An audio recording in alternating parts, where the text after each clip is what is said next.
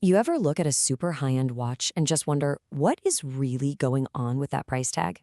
I mean, sure, there's status symbols, they're beautiful pieces of jewelry, but for a lot of people, they're way more than that.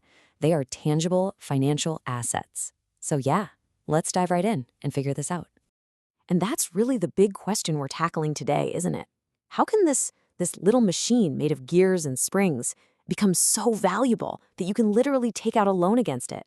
It sounds kind of crazy, but believe me, it happens all the time. And we're going to break down exactly how that works. All right, so here's our game plan. We'll kick things off with why you'd even pawn a luxury watch in the first place. Then we'll get into the good stuff, the brand icons, the crazy feats of engineering, the more accessible classics, and of course, what's happening in the market right now. And by the end, we'll have a pretty clear picture of what makes a watch a real, tangible asset. Okay, first up, why even talk about pawning a watch? Well, think about it. If you can get a loan against something, that is the ultimate proof that it holds serious, real-world value. It's not just a pretty object anymore, it's collateral. Now, before we get too deep, there's a term you've got to know, haute horlogerie. And trust me, this isn't just a fancy way of saying expensive watch. We're talking about the absolute peak of watchmaking as an art form. It's all about mind-blowing craftsmanship, incredible complexity, and a level of finishing that is just insane. That's the world we're about to step into. And to help us explore this world, we're going to focus on one brand, Lange and Sohne. For people in the know, this is considered the absolute pinnacle of German watchmaking. So what's their secret sauce?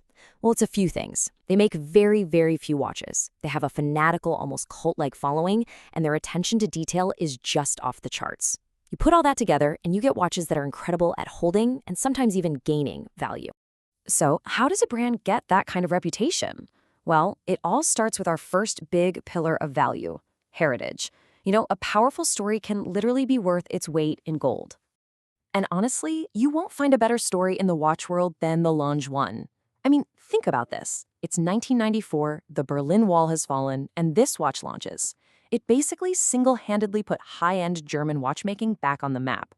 So yeah, it's not just a watch. It's a real piece of modern history. And that history is what gives it such a rock-solid value today.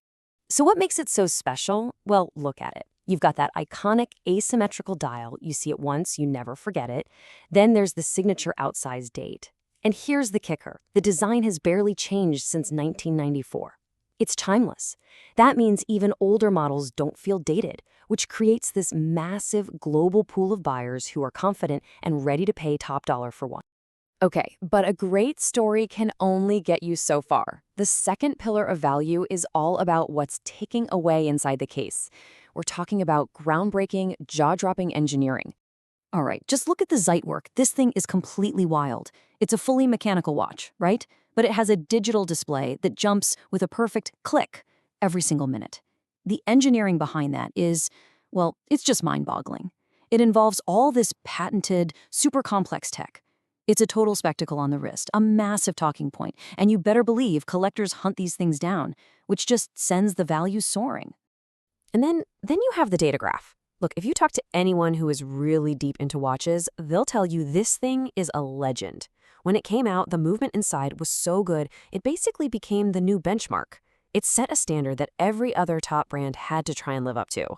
It's just a complete masterclass in how to design a movement.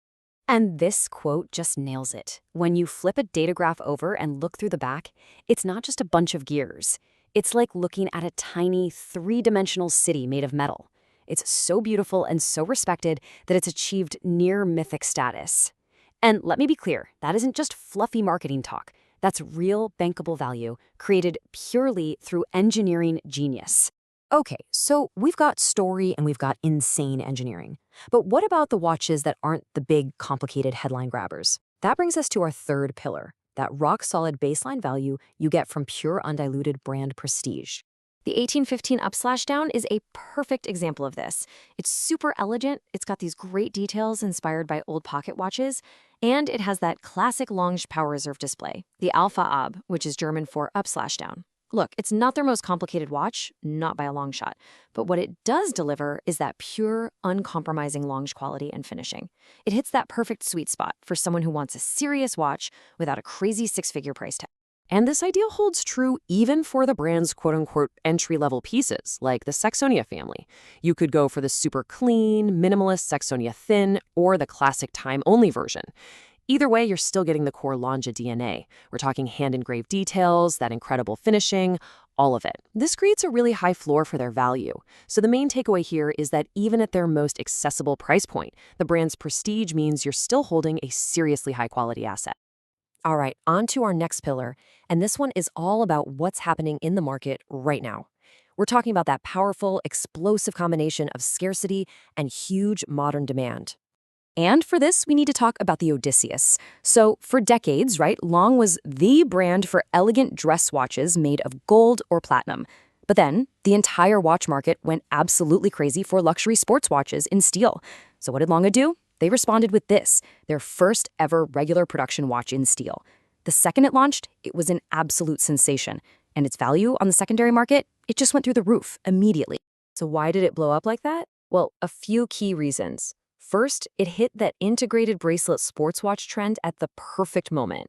Second, production is extremely limited, which creates this massive scarcity.